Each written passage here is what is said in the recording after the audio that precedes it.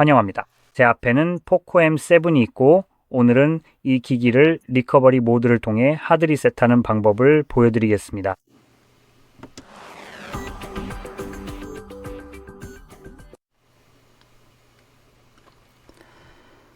시작하기 전에 몇 가지 중요한 사항을 빠르게 말씀드리고 싶습니다. 첫 번째로 이 리셋 방법은 화면 잠금이 설정되어 있는데 비밀번호를 모를 때 잠금을 해제하기 위해 사용할 수 있습니다.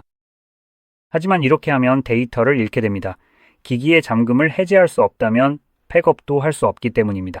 하지만 만약 잠금을 해제할 수 있다면 기기를 백업할 수 있습니다. 이것도 중요한 부분인데 이 부분에 대해서는 잠시 후에 좀 더 자세히 설명드리겠습니다. 하지만 한 가지 더 말씀드리고 싶은 점이 있습니다. 만약 화면 잠금을 해제하기 위해 이 초기화를 진행하려는 경우 초기화 전에 이 기기에 구글 계정이 로그인되어 있고 어떤 형태로든 화면 잠금이 설정되어 있다면 초기화를 하면 기기가 FRP 공장 초기화 보호 잠금 상태가 됩니다. 이게 무슨 뜻이냐면 초기화가 끝난 후에 휴대폰을 설정하는 과정에서 첫 번째로 와이파이 네트워크에 연결하라는 요구를 받게 된다는 것입니다. 그리고 그렇게 하면 이전에 등록되어 있던 생체 인증 정보나 구글 계정 또는 화면 잠금 정보를 확인하라고 요구할 것입니다.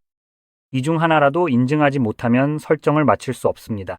그러니 최소한 하나는 반드시 제공해야 합니다. 그것만 하면 됩니다. 하지만 만약 그럴 수 없다면 설정 단계에서 막혀서 절대 설정을 마칠 수 없게 됩니다. 사실을 말하자면 보통 중고기기를 판매하는 GSM 매장 같은 곳에서는 소정의 비용을 받고 기기의 잠금을 해제하거나 이런 보호 기능을 제거해주는 서비스를 제공하곤 합니다. 예전에는 집에서 아무런 도구 없이 무료로 이 작업을 할 수 있었지만 구글이 모든 취약점을 패치해서 이제는 집에서 아무것도 없이 예전처럼 그냥 컴퓨터만으로 할 수 있는 방법을 더 이상 알지 못합니다. 그래서 그 점을 말씀드리는 겁니다. 이제 기기를 백업하려면 설정에 들어가서 여기서 휴대전화 정보와 백업 및 복원으로 이동하면 여러 가지 방법으로 기기를 백업할 수 있습니다. 구글을 통한 백업과 샤오미 클라우드를 통한 백업 이렇게 두 가지가 있습니다. 저는 이 두 가지 방법 모두 추천하지 않습니다. 구글과 샤오미 모두 기기 백업 측면에서는 거의 비슷하게 작동한다고 생각합니다. 샤오미가 앱 백업에서는 조금 더 나을 수도 있지만 제가 직접 테스트해 본 적이 없어서 확실하게 말씀드릴 수는 없습니다. 반면에 구글 쪽은 정말 형편없습니다. 그래서 미리 말씀드리자면 구글 백업이 가장 쉽고 가장 다양한 기기에서 사용할 수 있는 방법입니다. 구글 계정에 로그인만 하면 다른 기기에서도 데이터를 복원할 수 있기 때문이죠.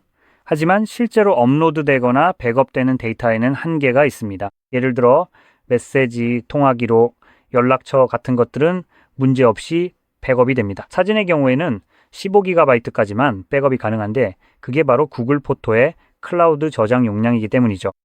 그래서 그 이상 용량의 데이터는 남게 되고 직접 따로 백업해야 합니다. 그리고 애플리케이션은 실제로 백업되지 않습니다. 백업을 할 때 실제로 애플리케이션 자체를 저장하는 것이 아니라 마치 클리프노트나 포스트잇처럼 이 기기에 있었던 앱들을 다시 다운로드해야 한다는 메모만 남겨둡니다.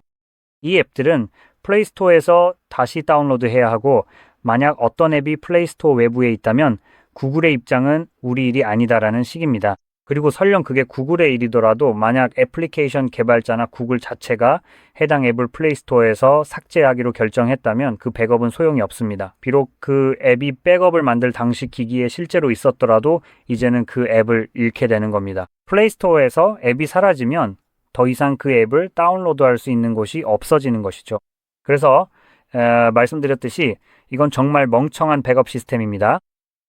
이제 여기서 회색으로 표시된 두 가지 옵션은 모바일 기기와 컴퓨터입니다. 이 둘 다 샤오미의 독점 소프트웨어를 사용해서 백업이나 데이터 이동을 지원하는데 그런 면에서는 둘 다 정말 훌륭합니다. 만약 새 기기를 구입해서 이 기기를 초기화하려고 백업하는 거라면 꼭 이 방법을 사용하세요. 예를 들어 여기서 사용되는 애플리케이션이나 과정은 MImover 애플리케이션을 사용할 것입니다. 적어도 제 생각에는 그렇습니다. 사실 그 부분에 대해서 명확하게 언급되지는 않았던 것 같은데요. 다시 생각해보니 제가 잘못 알았네요. 백업을 컴퓨터에 복사해서 데이터 손실을 방지하세요. 이건 그냥 기기 안에 파일을 생성하는 것 같네요. 네, 그래서 이건 약간 다릅니다. 그러니까 이렇게 하거나 아니면 컴퓨터를 이용해서 할 수도 있습니다. 두 방법 모두 기본적으로 백업을 생성하게 됩니다. 사실 저는 이 방법들을 직접 테스트해 본 적이 없어서 이 데이터 복원이 샤오미 기기에서만 가능하도록 제한되는지 잘 모르겠습니다. 그래서 제가 확인해 보시길 추천드리는 게 있는데요. 당연히 이걸 가장 빠르게 확인하는 방법은 예를 들어 이런 것들 중 하나에 들어가서 모든 애플리케이션의 선택을 해제하고 딱 하나만 선택하는 겁니다. 네, 이렇게 하면 됩니다. 그러면 정말 아주 작은 아주 빠른 백업이 만들어질 거고 그 다음에 샤오미가 아닌 다른 폰을 가져와서 복원이 가능한지 확인해 보면 여기서 궁금한 점이 해결될 겁니다. 하지만 또 다른 방법으로 제가 아마 가장 추천드릴 만한 옵션이 있는데 이건 조금 덜 만약 이 기기에서 새 기기로 옮기신다면 가장 좋은 방법은 MI 무버를 사용하는 것입니다. 이 방법은 새 기기가 샤오미일 경우에 적용됩니다. 그리고 이런 방법, 그러니까 이 방법을 이용해서 장기 백업을 만들 수도 있습니다. 예를 들어 이전 기기에 백업을 할 수 있죠. 그래서 만약 집에 그냥 굴러다니는 오래된 기기가 있다면 모든 데이터를 그 오래된 기기로 옮겨서 그냥 보관해 둘 수 있습니다. 데이터를 보관해 두고 필요할 때까지 그냥 두는 거죠. 맞죠? 그러니까 일종의 백업이지만 복원할 필요 없이 언제든 접근할 수 있는 휴대폰에 저장해 두는 거죠. 그래서 그게 더 나은 선택이 될 수 있습니다. 그리고 만약 새 기기로 옮기려는 거라면 샤오미를 사용한다면 마이머버를 사용하는 걸 강력히 추천합니다. 샤오미를 사용하지 않고 새 기기가 다른 브랜드라면 그 브랜드의 전용 애플리케이션이 무엇인지 찾아보세요. 대부분의 회사, 적어도 좀 더 잘 알려진 회사들은 자체 앱을 가지고 있습니다. 예를 들어 제가 지금 가지고 있는 삼성은 스마트 스위치를 사용합니다. 어퍼, 리얼미, 원플러스 같은 브랜드들은 모두 하나의 대형 모회사에 속해 있기 때문에 클론폰이라는 동일한 앱을 사용합니다. 반면에 화웨이는 반대로 폰 클론을 사용합니다. 그리고 당연히 샤오미는 여기서 MI 무버를 사용하죠. 그래서 이것들이 여러분이 이 작업을 할 때 활용할 수 있는 몇 가지 옵션입니다. 그리고 새 기기의 앱을 기존 기기에 다운로드 해야 합니다. 맞죠? 예를 들어 새 기기가 삼성이라면 말씀드린 대로 이 휴대폰에 스마트 스위치를 다운로드해서 마이무브를 대신 실행하면 거의 비슷하게 보일 거예요.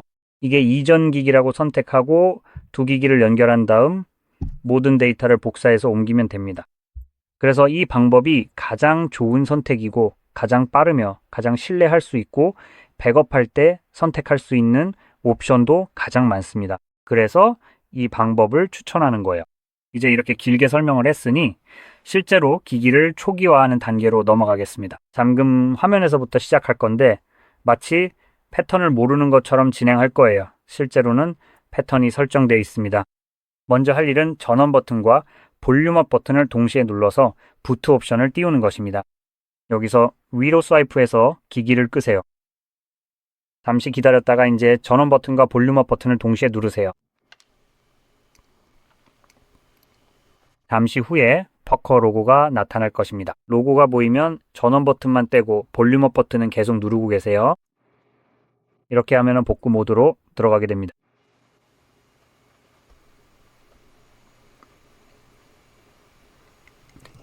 이 화면이 보이면은 이제 볼륨업 버튼에서 손을 떼도 됩니다. 그리고 이 메뉴에서 이동하려면 볼륨 버튼을 사용해야 합니다.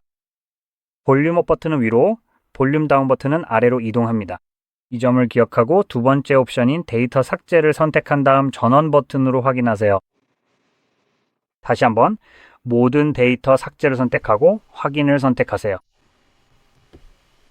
이 과정은 대략 5%나 7% 정도까지만 진행되는 것 같아요.